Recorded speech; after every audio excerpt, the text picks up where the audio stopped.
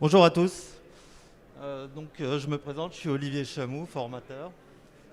Donc, je fais partie de, excusez-moi, de Movigo. Donc, c'est un pôle d'expertise et de formation de l'entreprise CPELEC. Donc, on fait principalement de la 610, de la 620, etc. Donc, on est adhérent historique de PC2A. Et donc, j'ai une forte expérience dans le domaine de l'EMS. Tout ce qui est sous-traitance électronique pour ceux qui ne connaissent pas. Donc, le contexte, oui, excusez-moi. 4 ans après, comme évoluent les besoins de formation des industriels, les accélérations, donc suite à la conférence qu'il y a eu de PC2A, le congrès des 20 ans de PC2A. Donc, ouais. Donc il en est ressorti de ce forum une formation des concepteurs et une demande très importante donc dans le domaine des CID, CID+. Donc CID, c'est la conception des cartes électroniques, donc la bonne prise en compte en fait de toute la chaîne de production, c'est-à-dire dans la conception du produit et son industrialisation derrière, pour obtenir un résultat, une fiabilité, quelque chose de pertinent. Donc le CID, CID+, engraine tout un tas de normes IPC, donc qui sont des normes américaines mais qui sont un standard dans le monde de l'électronique. Donc qui nous permettent justement au niveau design de bien prendre en compte toutes les problématiques de fabrication que l'on rencontre. Donc la norme IPC effectivement prend en compte aussi tous les objets connectés, les cobots, etc. STP fera tout à l'heure une présentation qui est plus pertinente que la mienne dans ce domaine-là. Donc la période que nous traversons actuellement bouleverse nos habitudes. Effectivement, la période Covid ainsi que nous a quand même beaucoup pénalisé dans le monde de l'industrie et surtout dans le domaine de la formation où là le distanciel a pris une part très importante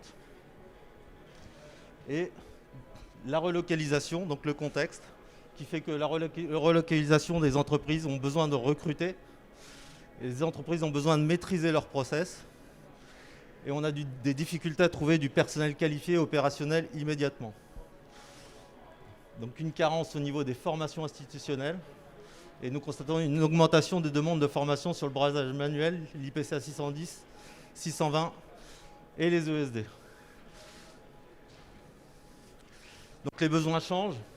Donc on met en place des formations distancielles.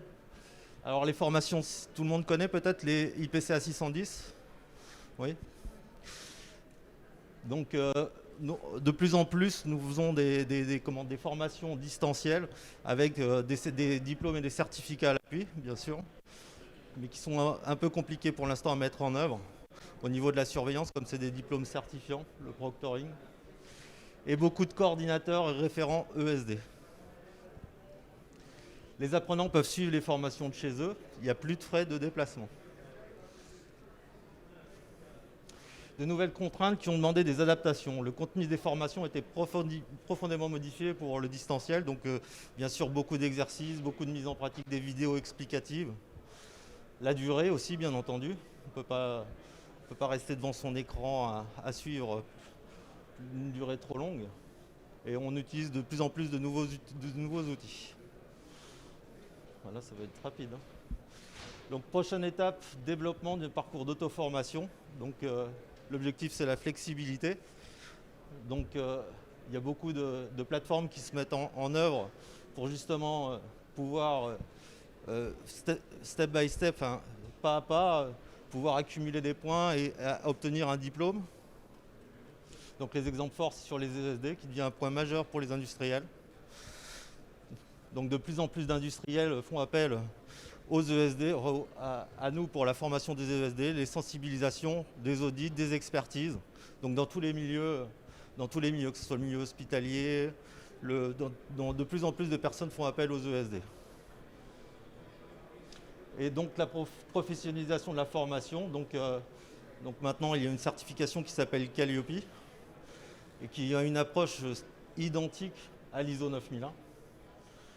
Et le rôle du formateur change, donc transfert de compétences versus transfert de connaissances. Donc ça, c'est plus un aspect normatif, on va dire. Et le, le fait que les personnes, à la fin de leur diplôme, c'est un diplôme personnel, portable, que vous pouvez utiliser dans, dans une autre entreprise. C'est-à-dire vous quittez votre entreprise et votre diplôme est toujours d'actualité. Voilà le petit... Ça a été rapide.